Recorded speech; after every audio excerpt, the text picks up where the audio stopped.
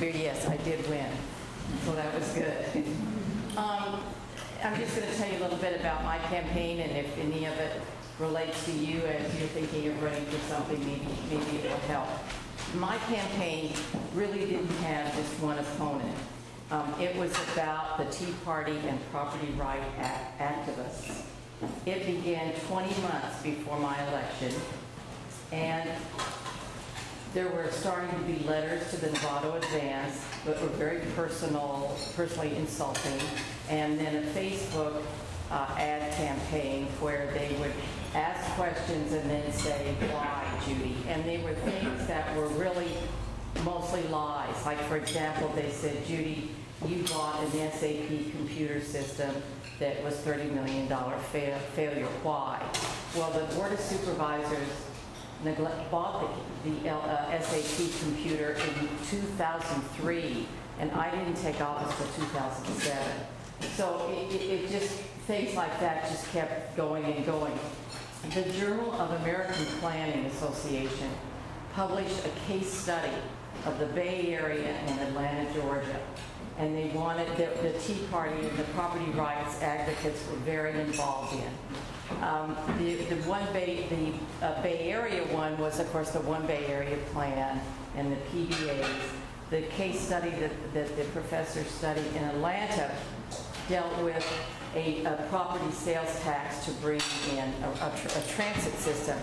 The interesting, and if you're interested in getting a copy of that, please, you can call my office. But the interesting thing about the Atlanta one was that it wasn't just the Tea Party and the property rights advocates that came out against the transit plan in Atlanta. It was the Sierra Club and the NAACP. So this movement is very real and is happening, and I think it's important that we recognize that. And I mention this background information that I just told you about because I started out my campaign talking about what I'd done as an incumbent. And I brought my 5 copies of my 5 mail pieces there.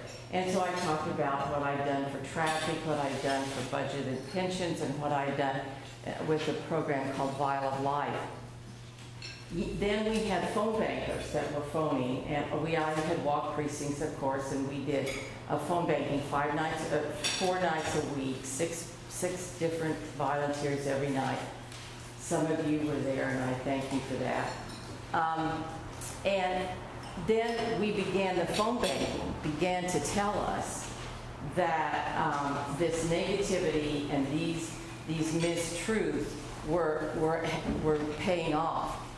About that time that we started phone banking, my opponent did robocalls, and again it was the same thing. It would say, you know, did you, I'm calling because did you know that Judy Arnold voted for a $300,000 transit system to go in just for, to take a survey on why people don't ride the bus. Totally fabricated. And so we decided we weren't going to do robocalls because people hate them. I got so many phone calls from people saying, I hate these. In retrospect, we should have done it, and I should have called myself and said, this is Judy Arnold, and what you just heard wasn't true, and here's the truth, and call me. But, you know, that's hindsight. Now, my opponent is a Democrat, and that's what I think really is important that we look at, because her verbiage was vintage Tea Party. She used phrases like no top-down policies. She started local organizations. She's one called Citizen Marin, which by its very name means that any refugee from Latin America probably isn't welcome at that organization. And there were other little neighborhood organizations, which is all part of the strategy of this group. And when asked what she thought the biggest problem was facing the county, she said the dictatorship of California.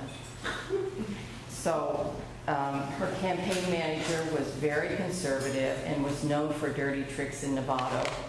That's her campaign consultant, excuse me. Her campaign manager had been on the Nevada School Board and was very conservative really fought against teaching, putting sex education books in a school that says a family can be two mothers or two fathers.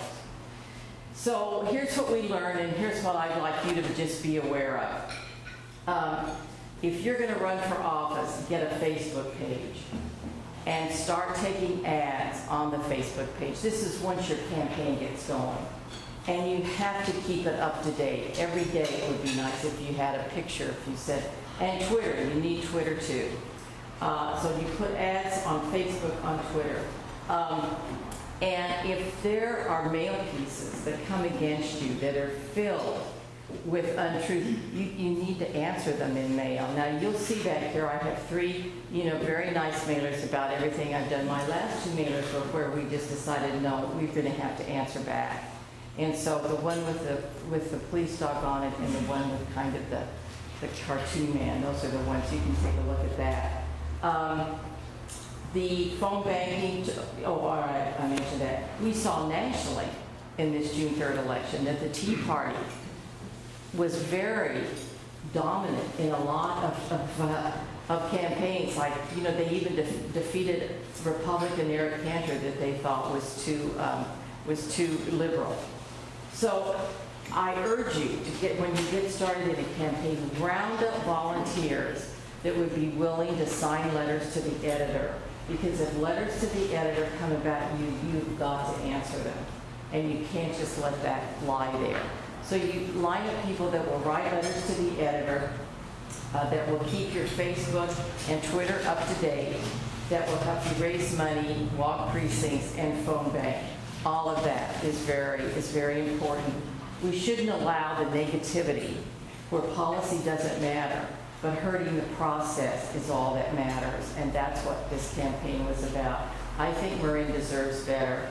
Daniel Moynihan said, "You're entitled to your own opinion, but you are not entitled to your own facts." So good luck. I do have to leave because we have a board meeting early tomorrow morning. Do you want me to take any questions or? Sure, yeah. Okay, if you have time. Any questions? Okay, good. Well, run.